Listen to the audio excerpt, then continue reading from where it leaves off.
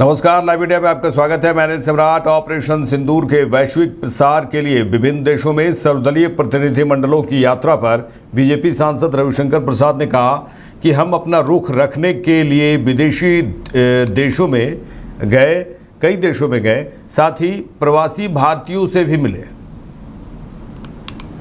हम विदेश में भारत की बात बताने गए थे और जो वहां भारतीय हैं उनको अपनी बात भी बताने गए थे।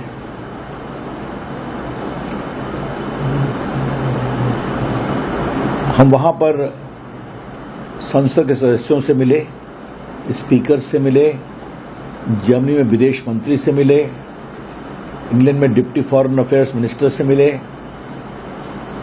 इंग्लैंड में डिप्टी होम मिनिस्टर आप कह सकते हैं उनसे मिले, और हर जगह पर जो फॉरेन अफेयर्स की कमेटी है उसके अध्यक्ष मेंबर से मिले। उसके बाद फिर हमको सबसे रुचिकर लगा कि हर देश में इंडिया कॉकस है, वहां के सांसदों का, उनसे भी मिले। Of particular note was the meetings in England, जहां प्रीति पटेल से मिले जो अभी शैडो फॉरेन सेक्रेटरी हैं। फिर हाउस ऑफ कॉमन्स के लोगों से मिले, लेबर में जो प्रो इंडिया ग्रुप है उससे मिले, कंजर्वेटिव में जो प्रो इंडिया ग्रुप है उससे मिले, और यही सब जगह रहा। लेकिन हर जगह थिंक टैंक से मुलाकात हुई, और चाहे वो इंग्लैंड हो या ब्रसल्स हो, इन सभी जगहों पर बड़ी संख्या में प्रभावित थिंक टैंक हैं। फ्रांस में, जर्मनी में। तो हमारे लिए बड़ा रोचक अनुभव था उनसे बातचीत करना, उनके प्रश्नों का उत्तर देना। उसके बाद हर जगह भारतीय कम्युनिटी के लोगों को भी हमें बोलने का अवसर मिला। आपको जानकर प्रसन्नता होगी कि लंदन में लगभग 800 लोग आए सुनने, और जो उनके हाई कमीशन के पीछे में एक ट्रायंगल है, तो लंदन गए हुए उनको मालूम होगा, वहां पर हम लोग का भाषण हुआ। मतलब इटली में लगभग 60 लोग थे, लंदन बता दिया। फ्रांस में लगभग 250 लोग थे, कोपनहेगन में 400-500 लोग थे, और कोपनहेगन में कुछ पाकिस्तानी बाहर धरना भी देने लगे, और मोदी जी मेरे नाम पर भी लेके फप्तियां कस रहे थे। तो अपने भाषण में यही कहा कि 3 देश में हम लोग की यात्रा इतनी सफल रही, तो थोड़ा कहा गया होगा इस्लामाबाद से कि क्या कर रहे हो, और ऐसे भी IMF का लोन मिल चुका था, तो कुछ हिस्सा वहां पेमेंट के लिए भी गया होगा, क्योंकि 10 मिनट बाद वो चले गए, और उसके बाद उन देशों में कहीं दिखाई नहीं पड़े जहां हम लोग गए थे। मित्रों, हमने क्या कहा ये कुछ हम बताना चाहेंगे, ये थोड़ा बताना जरूरी है आप लोगों के लिए। हमने भारत पाकिस्तान के ऐतिहासिक परिवेश को रखा। हम दोनों एक ही दिन पैदा हुए, 14 अगस्त को पाकिस्तान, 15 अगस्त को हम आज दुनिया की चौथी बड़ी इकोनॉमी हो गए, तीसरी के रास्ते पर हैं, और वो कटोरा लेके घूम रहे हैं। हमने ये भी बताया कि 4 बार हम कन्वेंशनल युद्ध लड़ चुके हैं। We have fought 4 conventional wars, 48, 65, 71 and Kargil war in 99। इन चारों में हम एग्रेसर कभी नहीं थे, हमने जवाब दिया। और उन्होंने ये भी क्लैरिफाई किया कि हम लोग पाकिस्तान की जनता के खिलाफ नहीं हैं, समस्या वहां के जनरल्स हैं जिससे पाकिस्तान की जनता भी त्रस्त है। हमने ये भी बताया कि इन चारों युद्धों में एग्रीमेंट हुआ, UN का 48 में, 65 में ताशकंद, 71 में हमारे शिमला, और बाकी 98, 99 के बाद फिर अटल जी ने कोशिश की। हर बार वही सिलसिला निकला। दूसरी बात हमने बताई कि कोई भी राज हो, पाकिस्तान से रिश्ते सुधरे ये सभी सरकारों ने कोशिश किया है। नरेंद्र मोदी जी ने अपने शपथ ग्रहण में नवाज शरीफ को बुलाया, उनके ग्रैंडसन की शादी में भी चले गए थे, फिर उरी हुआ, फिर आपके पुलवामा हुआ और अब ये हुआ। हमने उन लोगों को एक विशेष तो बताया कि Pakistan is not only A state in denial, लेकिन पाकिस्तान में मिलिट्री टेररिस्ट नेक्सस जो है ये बहुत बड़ा डेडली एक्सप्लोसिव कॉम्बिनेशन बना है। और हमने जब इतिहास की बात कही तो ये भी कहा कि लगभग 55 साल 60 साल तक पाकिस्तान जनरल्स के हाथ में रहा है। अयूब खान 10 साल, यहिया खान 7.5 साल, जियाउल हक 11 साल, मुशर्रफ 9 साल। अभी देखिए मुनीर साहब कब तक चलते हैं। तो ये है पाकिस्तान की स्थिति। तो दुनिया को ये समझना है कि Pakistan is in the grip of A military general nexus whose dirty jobs is done by the terrorists and the training camps। ये जो पाकिस्तान का जो नया सेटअप है उसमें वो आतंकवाद को प्रॉक्सी के रूप में यूज करते हैं। और क्यों यूज करते हैं? उत्तर प्रदेश में महाराजा सुहेलदेव स्मारक और उनकी 40 फीट ऊंची प्रतिमा के अनावरण के अवसर पर उत्तर प्रदेश के मुख्यमंत्री योगी आदित्यनाथ ने कहा कि आज इस अवसर पर मैं कांग्रेस समाजवादी पार्टी से पूछना चाहता हूं कि महाराज सुहेलदेव को सम्मान क्यों नहीं मिला, उनके नाम पर मेडिकल कॉलेज क्यों नहीं बनाए गए, उनके नाम पर विश्वविद्यालय पहले क्यों नहीं बनाए गए, क्योंकि उन्हें केवल अपने वोट बैंक की चिंता थी। अगर वे महापुरुषों के नाम पर स्थानों के नाम रखते तो उनकी तुष्टीकरण की नीति विफल हो जाती। जब बीजेपी सरदार वल्लभ भाई पटेल की जयंती मनाती है तो समाजवादी पार्टी देश तोड़ने वाले जिन्ना का गुणगान करती है। और आज उनका भव्य स्मारक यहां पर हम लोगों ने बना करके आज बहराइच वासियों को, पूर्वांचल वासियों को, जिन लोगों को जिन्होंने महाराज सुहेलदेव के साथ इस पराक्रम में युद्ध लिया था, उस युद्ध में भाग लेकर के भारत को विधर्मियों के आक्रमण से बचाया था, भारत की धर्म और संस्कृति को बचाने का काम किया था, धरा को भी और धर्म को भी बचाने का काम किया था, उन लोगों को पददलित कर दिया गया, वंचित कर दिया गया, बुनियादी सुविधाओं से वंचित कर दिया गया। और मैं पूछना चाहता हूं आज इसी अवसर पर कांग्रेस को, समाजवादी पार्टी को, अन्य दलों को पूछना चाहता हूं, क्या किया उन्होंने, क्या किया उन्होंने? महाराज सुहेलदेव को क्यों नहीं सम्मान मिल पाया, क्यों नहीं सम्मान मिल पाया? आखिर महाराज सुहेलदेव के नाम पर यह भव्य स्मारक पहले क्यों नहीं बन पाया? आजादी के बाद क्यों नहीं बन पाया? महाराज सुहेलदेव को यह सम्मान पहले बनाने का काम जो होना चाहिए था, उनके नाम पे मेडिकल कॉलेज क्यों नहीं बन पाए? उनके नाम पर विश्वविद्यालय पहले क्यों नहीं बन पाए? क्योंकि वोट बैंक की तो चिंता थी, लेकिन महापुरुषों का नाम अगर रख देंगे तो कहीं तुष्टीकरण की नीति फेल न हो जाए और मुस्लिम वोट बैंक के नाते वे लोग उन विदेशी आक्रांताओं के खिलाफ एक भी शब्द नहीं बोलते थे। और मैं यही बोलना चाहता हूं उन लोगों से जो लोग आज भी जिन्ना का महिमा मंडन करते हैं।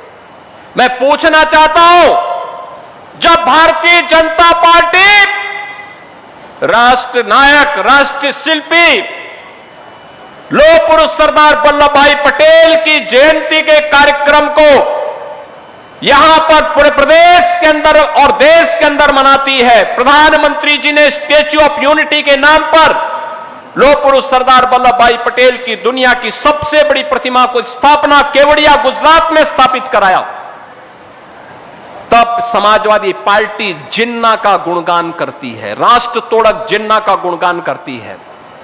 जब हम लोग महाराजा सुहेल उत्तराखंड के मुख्यमंत्री पुष्कर सिंह धामी ने कहा कि 2014 से पहले देश में घोटाले और भ्रष्टाचार की सरकार होती थी। आज यह परिभाषा बदल गई है। आज विकास, नवाचार और आविष्कार की बात हो रही है। आज तक किसी सरकार ने यह नहीं सोचा कि अगर कोई गरीब व्यक्ति बीमार पड़ गया तो उसके इलाज का क्या होगा। यह मोदी सरकार है जिसने गरीबों के लिए आयुष्मान भारत योजना शुरू की। हाँ, तो इसमें से बहुत सारे ऐसे भी होंगे हमारे नवयुवक जिन्होंने पहले की सरकारों का बहुत अच्छे प्रकार से विश्लेषण नहीं किया होगा। तो मैं आपके सामने इसलिए रख रहा हूं कि ये बड़ा महत्वपूर्ण तथ्य है कि उन सालों में क्या होता था। 2014 से पहले घपलों की सरकार, घोटालों की सरकार, भ्रष्टाचार की सरकार, तुष्टिकरण की बातें सामने आती थी, लेकिन अब ये परिभाषा भी बदल गई है। अब विकास है, इनोवेशन, नवाचार है और आविष्कार, इस प्रकार की बातें आज हो रही हैं।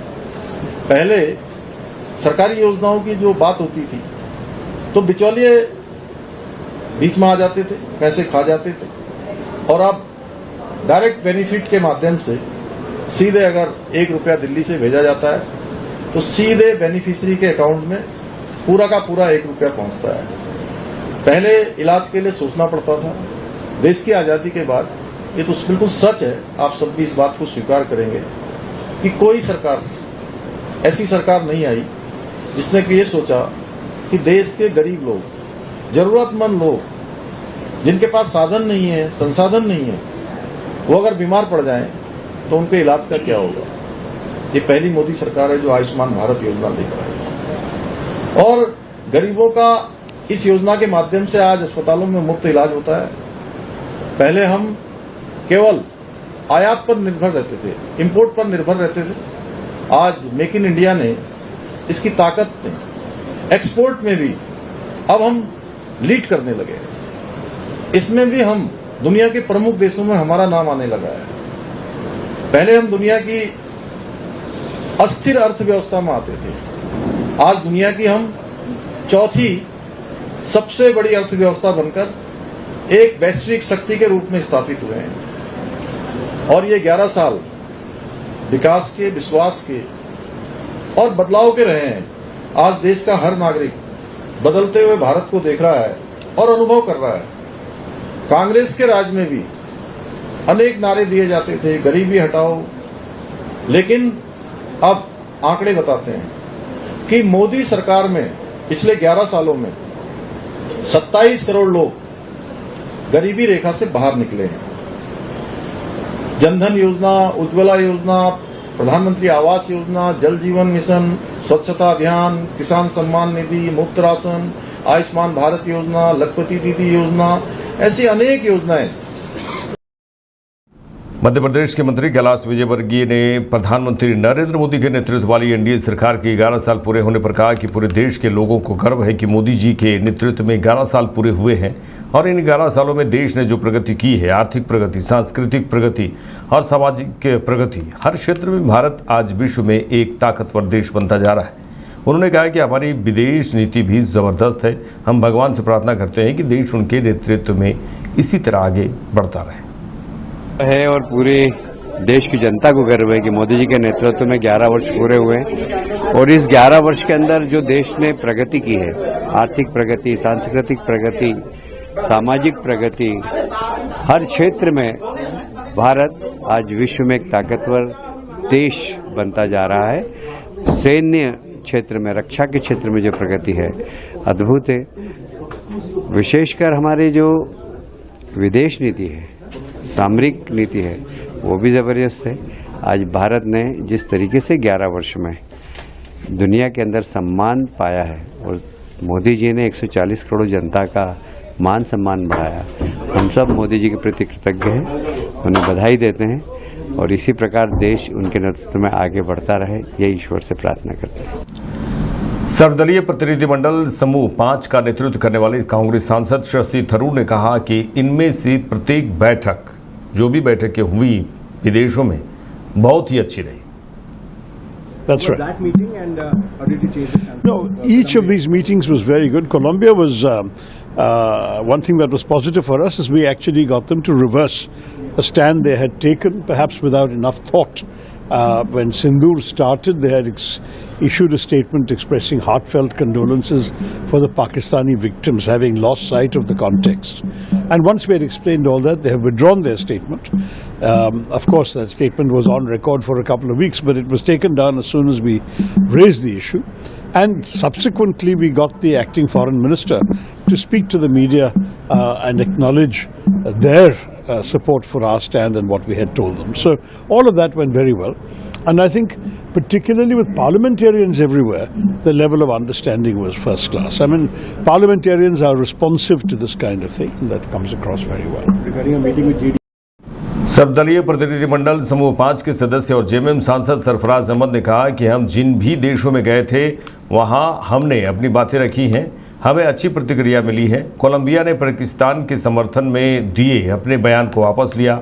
हमारे वहां जाने से पहले ही उन्होंने बयान जारी किया था। सब कुछ अच्छा हुआ, ये देश हित में था और बहुत ज़रूरी था। पाकिस्तान को बेनकाब करना बहुत ज़रूरी था। हम लोग बहुत इत्मीनान हैं, बहुत महीन हैं कि हम लोगों ने अपनी बातें जिस कंट्री में हम लोग गए थे अपनी बातें हम लोगों ने रखी और बताया, हम लोगों ने जस्टिफाई किया and by and large they agree to that.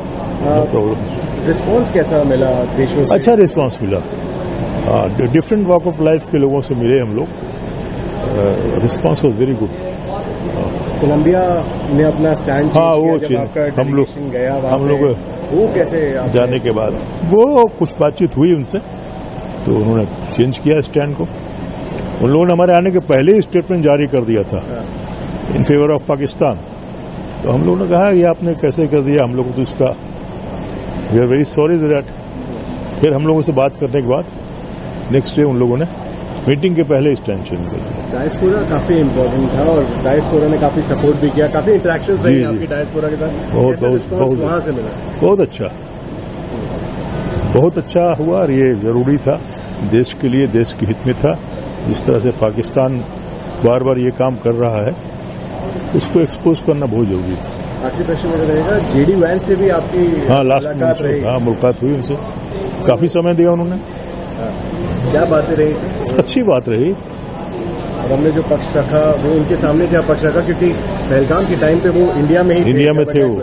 जी जी जी। तो क्या बात? नहीं वो जानते थे सब बात को, ब्रीफ तो पहले से थे ही वो लोग कि इन लोगों ने पहली बार है कि सिविलियन पे अटैक किया था ना इन लोगों ने आकर के।